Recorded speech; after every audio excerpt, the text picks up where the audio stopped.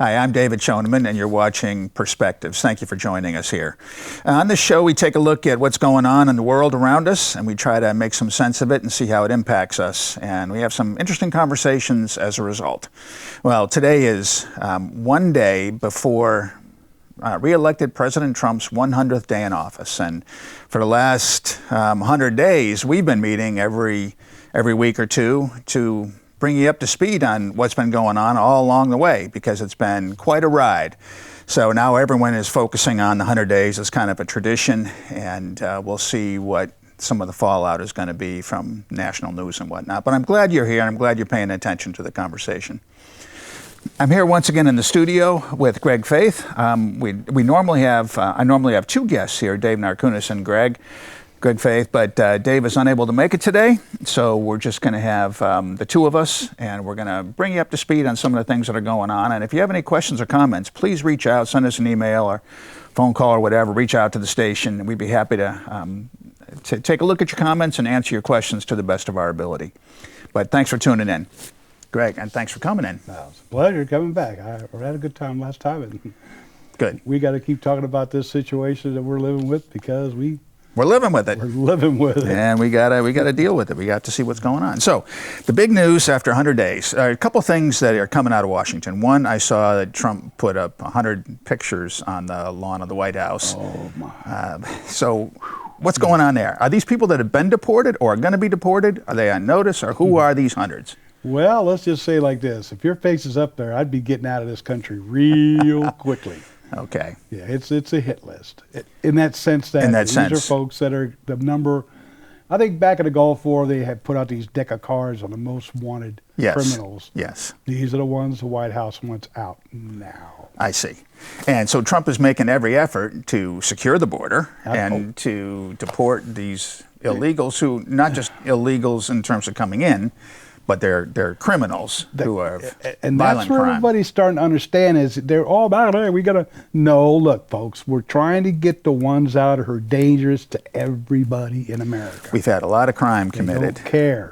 By illegals. That includes murders and robberies and rapes and all this sort of stuff. And these folks, these crimes wouldn't have been committed had Biden not opened the floodgates and opened the border the way that he did. They wouldn't have been committed here. Wouldn't have been committed here. And Americans would have been safer. Yeah, and see, that's where I think a lot of people are starting to go, wait a second. Aren't these people being assisted, abetted? Isn't there a conspiracy, or the word I'm looking for here is where you're trying to ruin the country by default, by what you're doing is making the laws, mute. And it almost seems like if you're involved with the person who helped push somebody out of a running locomotive, you're as guilty as they are of committing a crime too. Now it's time to start paying that debt back, because if Biden hadn't got into office, none of the, we can't, of course, crystal ball it, but the key is we wouldn't be where we're at right now with inflation, because it wouldn't be all this gasoline, all the transportation. Right. COVID is COVID, but that was coming up on its own. But to declare war and then letting these borders become open as like Swiss cheese. Yeah. If Biden hadn't got elected, we'd be in a much better spot today, I think. I believe we don't have the crystal ball, and we can't say for sure. But based on the things that we saw that Biden did, Biden and the Democrats, and that includes Schumer and Pelosi and Schiff and all the rest of these knuckleheads, the things that they did compared to the things that I think Trump and his team are doing now, what Trump is doing now is much better than what Biden did. And if we had not suffered through those 4 years of a Biden presidency, we'd be in much better shape today. Much better shape. Now, Trump wouldn't be president now. That's correct. Because he would have had his 2 terms.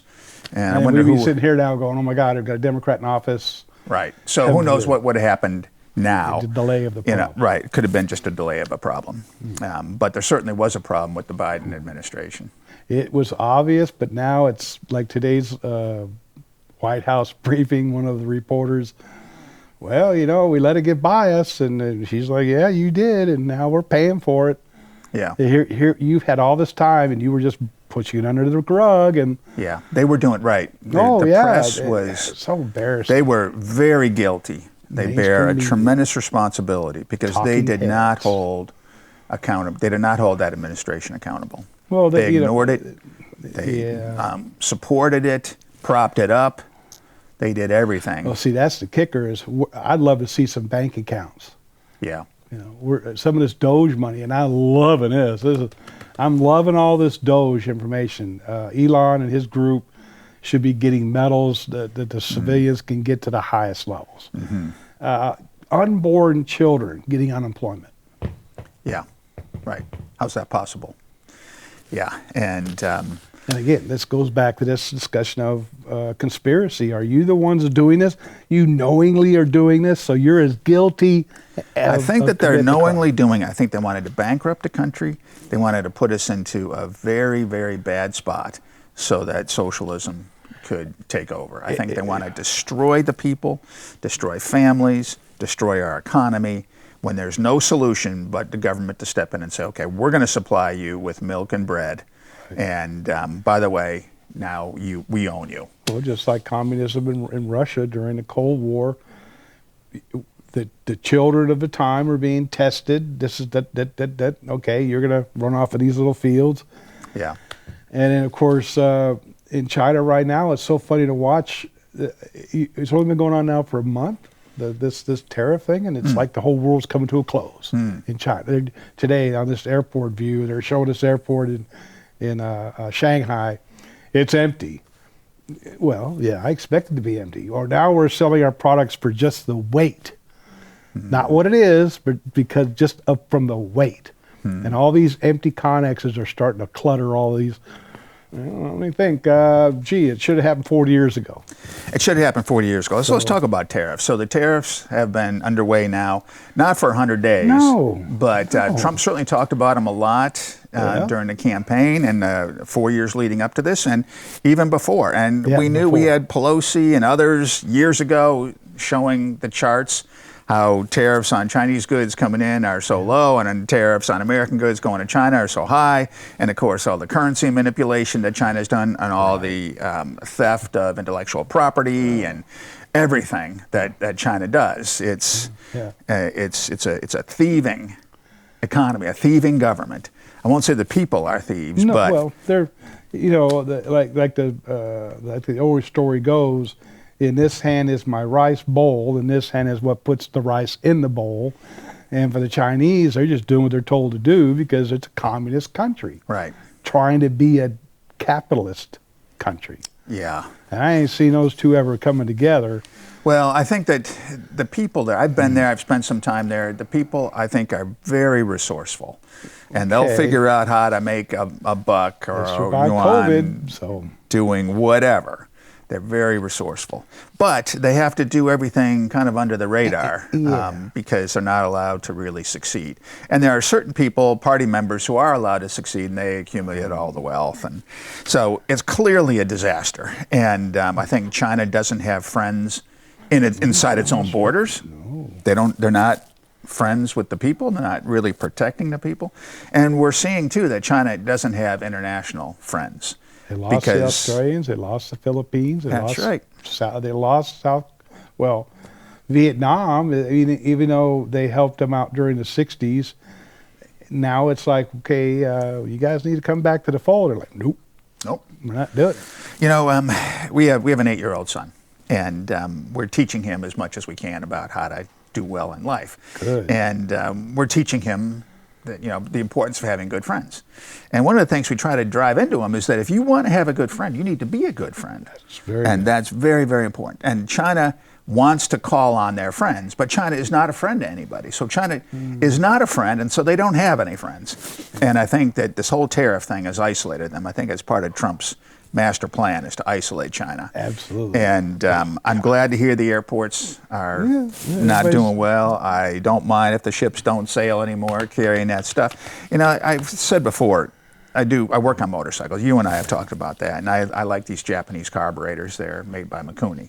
And on one side, embossed into the metal, or actually part of the mold, raised letters that says made in Japan. On the other side, raised letters that says Mikuni. That's a genuine Mikuni. Okay. You can go, and they're $150 for a carburetor. You can go on to eBay and find Mikuni for like $27. Uh-huh. There's no made in Japan raised label. There's no Mikuni label. But it looks identical. It's a knockoff. I mean, it's a knockoff. It's just a cheap Chinese junk. They don't work. The jets are not interchangeable. Same. They're just not good. It's just a copy. So that's the kind of things that they're making. And frankly, if the world doesn't have all these knockoffs anymore, I don't think we're going to be suffering too much. Yeah. I was watching a video the other day where it showed these individuals building these little mini mixers. I'm just going to call that a mini mixer. And it was a process of how they're made. And I kept thinking to myself, well, I could set up a garage program right now. I could set up a 3D printing machine effort. I thought, I have a feeling in the next 15 to 20 years, that little factory is going to be 50 homes. Where all these, there's going to be a central location where it's going to be a clearinghouse for all the assemblers to finally come to this family. In America, where we don't need factories. We have people's garages or extra bedrooms or a little alcove, because 3D printing, I've been researching stuff for now 30 years.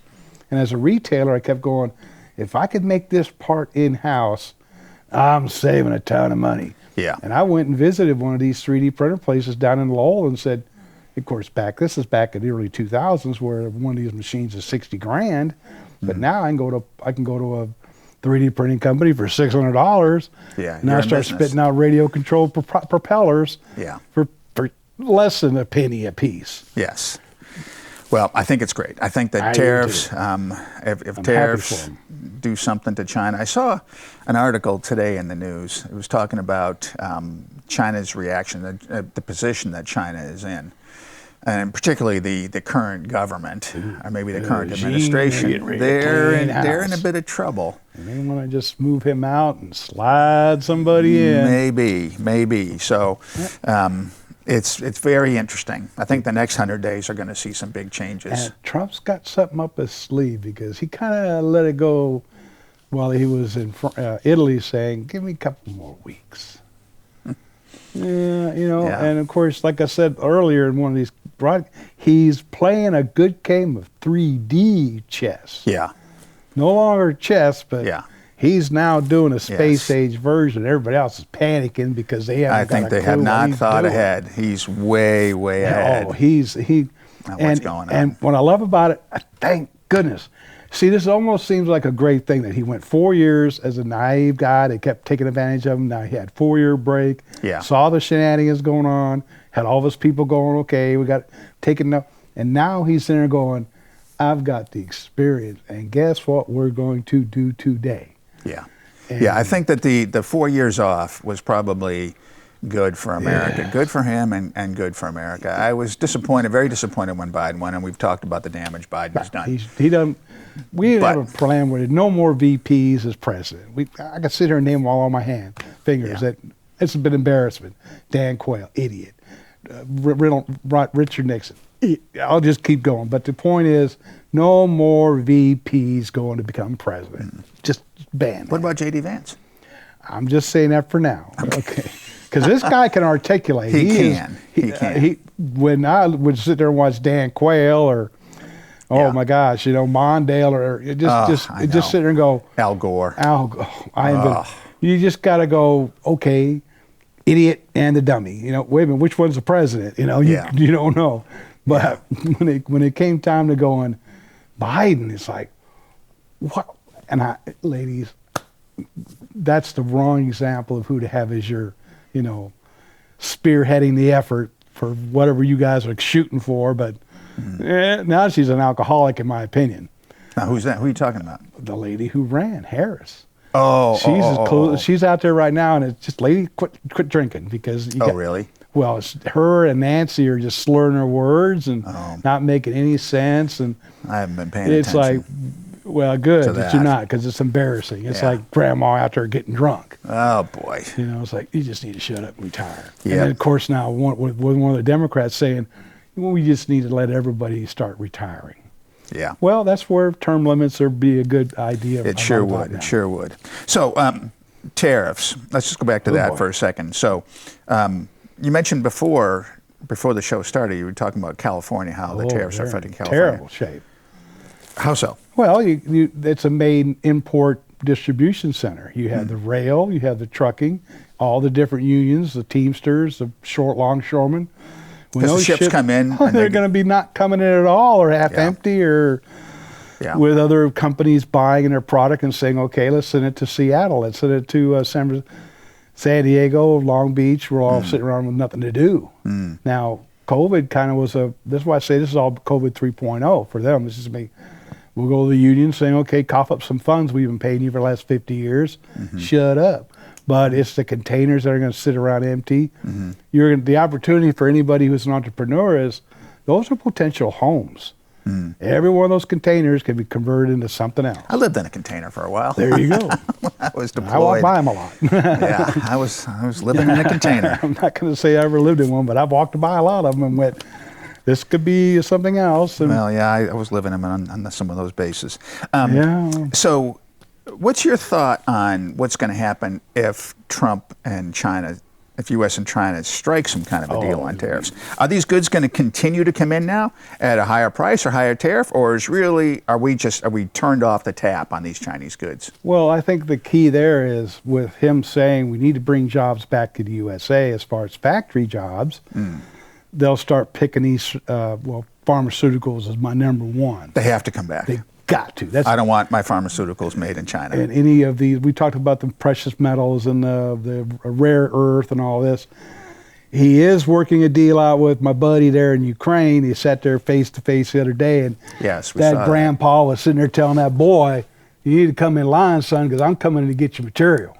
Yeah. And I know that's exactly what he was talking about. He's like, you need to shut up. I got my thing going with Russia. You're not going to get Crimea back. That was given away by Obama. Forget it. Right. We'll segment this section out, but I want my medal because I want my $300 billion worth of blood. Yeah. And he's going to get it back. Well, I hope so, because I certainly don't want to be dependent on China for these rare earth materials. That's ended. And like you say, that's ended. In my honest opinion, I can tell you, American people, that the fact of the matter is factories are coming back stronger than they ever come back because they're going to be modern. They may not be having a lot of human beings in there doing the work, but at least you'll be getting products that are going to be cheap and or cheaper than what they could be made overseas because of the transportation costs are practically none. Yes. And if those factories can be strategically placed in certain areas of the country, namely New England could be a good place for them because all these railheads still exist. Yep. New England would be freeways. A great place. We got to do something about our energy situation in New England. Well, I'm not happy with some of the things that the Democrat-controlled House did in previous New Hampshire administrations, where they, shut down coal plants and whatnot. That was a big, big mistake, and it's caused our cost of energy here in New England to be high. Because if you're going to have manufacturing, you have to have transportation, and you have to have energy. They come in hand. They're all interlaced together like a glove and the fingers. But here's the kicker. With technology advancing so quickly in computer technology and capacitors and circuitry and electronics, all the things around you in your homes today and tomorrow, 15 years, you're not even going to recognize most of this stuff, in my opinion, because everything's now getting smaller and smaller and smaller and smaller. We thought there was a limit, but the discoveries occurring that's 10 years old are now becoming more viable because that research is almost coming to completion. To get it into production, microprocessors will no longer be made from silicon. They're going to be made into other materials that are not as exotic, but something that's not as heat sensitive or can be 0.05 nanometers. That's extremely small. Wow. But not silica either. And I won't go into great details because this is not the place for it, but the key is with energy production and the products becoming smaller and less energy consumption, we're all turning into a DC world at home anyway, which is what I was predicting back in. A DC world, direct current. Edison and Westinghouse and all these folks back in the day were all complaining that DC directed to home, AC for alternating current for long distance, but otherwise that's where it stops. And in your home, with smart technology, all this material I'm looking right on here, it's all DC other than the power that's coming from the pole. I see. Now, is it like 12 volt DC? Yeah, Low 12 voltage? volt. Oh, low handle, voltage. no Yeah, trouble? absolutely. Okay. As a radio control enthusiast, it's all Yeah. about how you take the capacitors and the coils and the inductors and do the energy conversion to get to things. So AC to DC conversion, AC to DC conversion, and then with your solar and your wind and some other ways of getting thermal.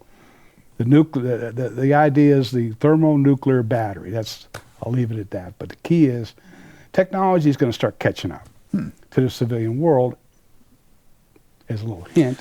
I love work. I mean, I do DC stuff all the time. 12 volt DC. All these vintage motorcycles that I do, they're all 12 volt DC. It's simple.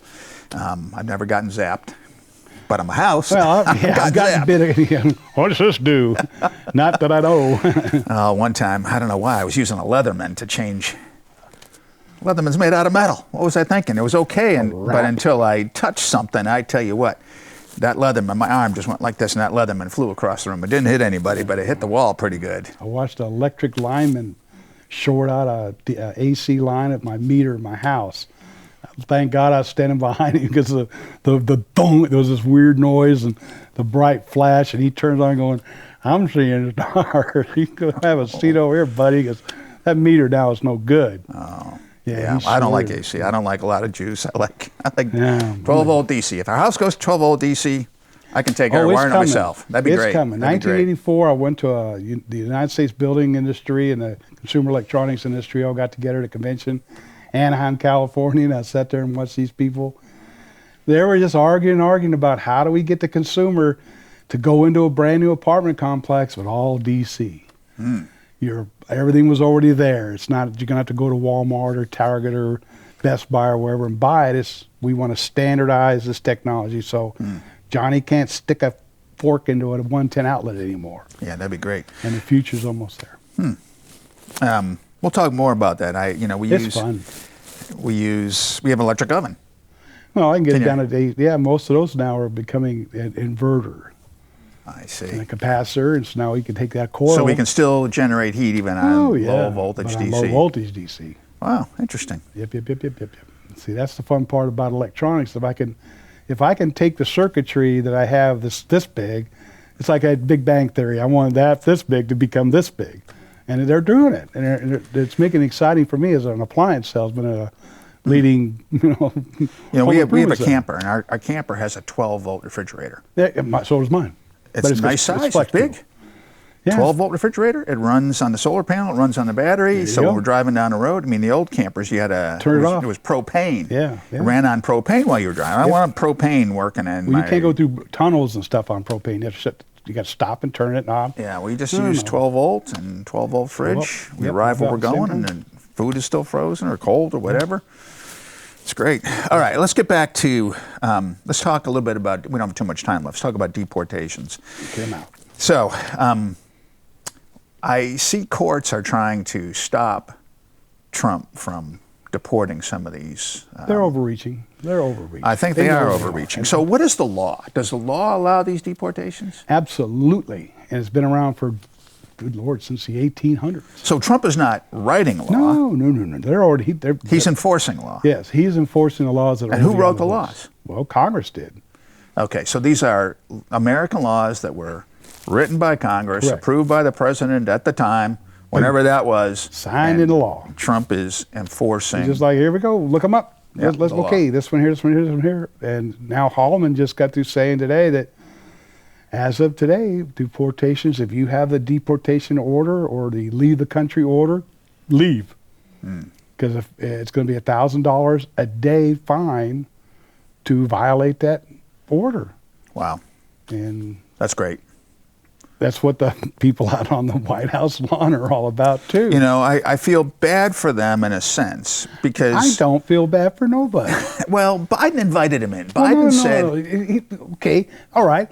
I'll give you an example. If you're going to invite me to go break into somebody's home, I know. sit in their couch and eat their food and watch their TV and get free medical care stuff, that's still breaking the law. It's still breaking the law. You're right. It's still breaking the law. I don't care what anybody says because I can't just run through a stoplight when people are driving through too. Yeah. But So Now- they are breaking the law, and Trump's enforcing the law. Absolutely. And they can't use the excuse that, well, Biden invited me in. No, they cannot use that because it was don't come. Yeah. Their mouth was don't come. But it was like, yeah, but really do. Yeah. And Yeah. I'm sitting there going, wait a minute. What's wrong with this picture, boys and girls? This is not the first day in school for everybody. We all know that the laws are written because if we don't follow them, we're out here running around being uncivilized like the rest of the planet. Yeah. You know? And we're Yeah. supposed to be the beacon on the hill.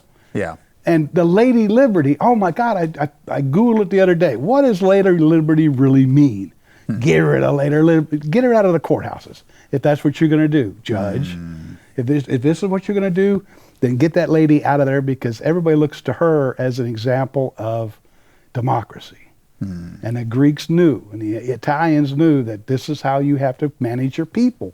Because if we can't manage them this way, they're going to go about it another way. And the French found that out. The Russians found that out. It's not, or bring back the guillotines and start executing people. Well, I'm And not we know going that's there. not going to go there. Yeah.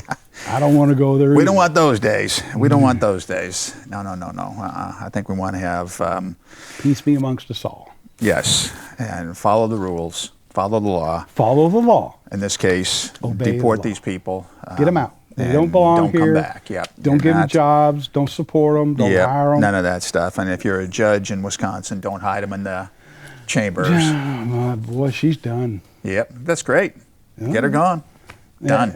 There was a TV show Go, where go, go. This was this thing. If you encourage it on a video of mass media watches, you're just going to encourage it to happen in the real world. Yeah. Can't do a TV special on it. Today in America, what we've got going on. Somebody go back to Denver and take a look at those apartments and see who's running the show. Yeah. Go back and revisit this stuff once they're gone. Yeah. When New York City gets cleaned out, go back and revisit those hotels. Long that made ways to go. billions of Let's dollars. see what the next 100 days brings. I hope that these things, I mean, Trump has certainly outlined, he outlined before he got elected what he was going to do. He's been doing what he said he was going to do. Promises kept. And now we got to continue down that path and then see what the results can be. Because I think it is going to be good for America. It's going to be good for Americans, and it's going to be good for America. And what's good for Americans is good for America. And the rest of the world too. That's right. That's right. That's right. We can't be the city on a hill if we're breaking our own laws. Well, and that's the part that's hurtful, is you sit here and go, I love my country, I'll die for it, but when it's laws for thee and not for me, I'm not dying for that. I won't even support it. No, of course not. But I shouldn't have to have a passport to go to Canada. I'm sorry, I'm just having a problem with that. Greg, we're out of time. Oh, So it was fun again. once again, it goes really fast. Thanks for Well, coming in. I thank really you for appreciate you having me. here. I It's a appreciate pleasure. your opinions and your insight on these things. And hopefully we'll have Dave back next time. But we'll be back here in a couple of weeks and we'll tape another show. And hopefully the folks at home are enjoying it too. So I hope thanks so. That's very very much. good. Thank yes, you. that's right. And folks, I want to thank you for tuning in. My name is David Schoneman. You're watching Perspectives. I'm here with Greg Faith, and we're kind of going through what everybody's going through these days, taking a look at Trump's 100 days. But if you haven't had a chance to look at some of the previous shows, go back and see some of the things we've been talking about for the past 100 days, because Trump certainly didn't wait to 100 days to make a summary and to start making a point and doing things that are good for Americans. He started doing it right after he got elected. And so it's been a good ride, I think a wild ride, but I think a good ride for Americans. If you have any questions or comments, like I've said before, please send us an email. We'd be glad to address them, answer your questions to the best of our ability. Thanks for tuning in, and we'll see you next time.